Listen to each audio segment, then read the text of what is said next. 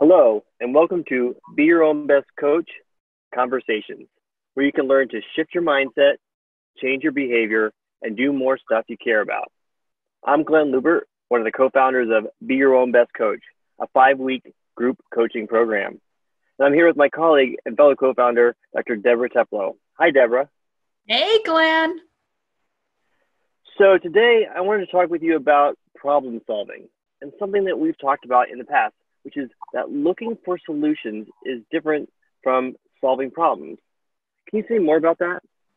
Sure. So we really confuse the two, and it's not anybody's fault. But we think that seeking solutions, solving problems, is sort of the same, and we get very focused, unfortunately, on problems. And we think that the way to solve problems is, there are all sorts of modern solutions, like root cause analysis, and there are all sorts of graphs and different apps you can use for problem solving. And the amazing thing is that often solutions are right in front of us and we overlook them. And so we're so consumed with solving the problems, doing the drill down with the problems, that we can find ourselves more mired and stuck in problems. And that's due to what we call a negativity bias. And we're going to talk about that in another episode. But for now, it's just enough to recognize that problems do consume our attention. That's really interesting. So are there examples that you have that? Oh, sure. Look at that. Yeah. Oh, yeah, absolutely. So we can take a discussion that we've had about sleep, because I do have problems with sleep. And so what are some questions you could ask me? I know you've asked, do you have, are you doing wind down time? And you go through the list. There's some other questions you ask that kind of drill down on the problem. What are some of those questions you've asked me? Oh yeah, so like do you have a wind down routine? Are you turning your lights out in the evening? Are you putting your electronics away? Those types of things. Yeah, that's perfect. Or sometimes people ask, well, what are the barriers to your doing the thing you want to do? And so we do the drill down on all the things that haven't worked. Well, just a super simple question. Is that helping me feel hopeful? Is that building my hope? Is that instilling hope? Is it building my confidence? Not really. Here's something interesting.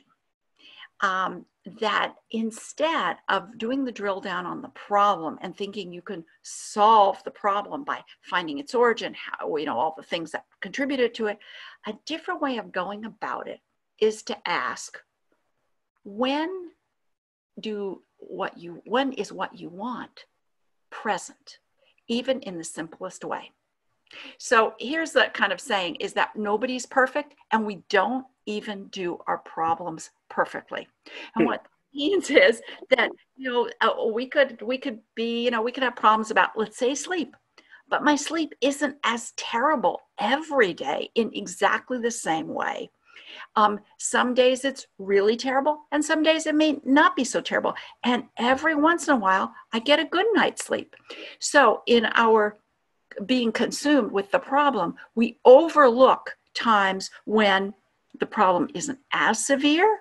Maybe it doesn't last as long. Maybe it doesn't happen as frequently. And we also don't ask, well, wait, when is it not happening? And do the drill down there. What were you doing? How did you manage? Or when is it going a little better? Because when we're looking at when the problem isn't happening as badly or doesn't happen at all, that's where the seeds for solutions lie. So asking what's going well on the nights that you are sleeping well. Exactly right.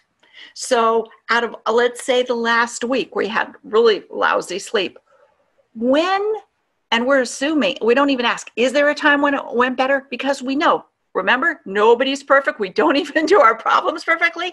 So it's so when were you sleeping? When was the sleep not as bad? When were you sleeping maybe even just a little better? What was going on then? What did you do to make it even a little better? Oh yeah, I went to bed earlier. Or, oh, now that I think about it, I took a hot bath. Or, there can be a million things. But because we're often consumed with the problem and we think that we solve problems by drilling down on them, we completely overlook when the solution is present in some way, shape, or form. So we've talked about in this context a preferred future. How does that play into this? So that preferred future is really interesting, because often the way we solve problems is, I call it, is we have a prospective view. We're in problem land, and solution land is, climbing up or finding the solution is climbing up a big mountain. How do you, clean your closet? How do you get better sleep? How do you lose weight? Don't be so stressed at work, whatever. And we look at where we're at, which is the bottom of the mountain. We have to climb up. Well, another way I'm going to put a quote, is to find solutions, is to take a retrospective view, look backward. How do you do that? It's harnessing your imagination and your creativity and projecting forward as if the problem's already been solved, as if how you want to live, what you want to get, how you want to do or be is already happening. So it's simply imagine, problem's gone, you're sleeping great, and you wake up that morning that you've had on that, the morning after that night where you've had a great sleep. You open your eyes, and what's the first thing you notice that tells you you've had a great night's sleep? And so through that kind of imaginative, creative thinking, you're actually constructing your view of your preferred future, the future that you prefer over today when you have the problem.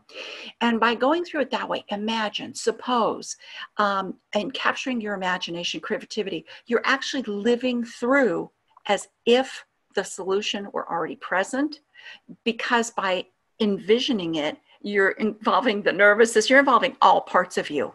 You're already living through it. And that lays the seeds. And sometimes when you look back, you go, oh yeah, I realize XYZ, you realize so many things that you may have overlooked when you were immersed or drowning in problem land. So the preferred future is what you prefer instead. Yeah, that's fantastic. That's really that really illustrates the difference between being mired in that problem and how that interacts with your whole being, your nervous system, your body, versus being in the solution and it already happening. Kind of technically, it already happened because you're feeling it all in your body. Exactly. Yeah, you're feeling it, you're thinking it, and this is, this is the kind of concept of as if. Live as if, do as if. Often we think we have to be motivated and we have to, quote, feel like doing it. Well, feelings aren't that, we can't really control our feelings. Feelings aren't that much under our control. What we can do is control our behavior, we control our thoughts. So when we live as if the change has already happened, we're really experiencing it on so many levels, and we don't have to wait for the feelings. And once we start imagining and thinking, the feelings, fall in place. That's fantastic, and a great place for us to wrap up around solutions versus problems. Thank you, Deborah, and thank you everyone for listening. I want to let everyone to know that to check out BeYourOwnBestCoach.com, where you can find out more information about our 5-week group coaching program. Listeners of Be Your Own Best Coach Conversations can take 10% off enrollment costs using the keyword conversations. Thanks again for listening, and stay well.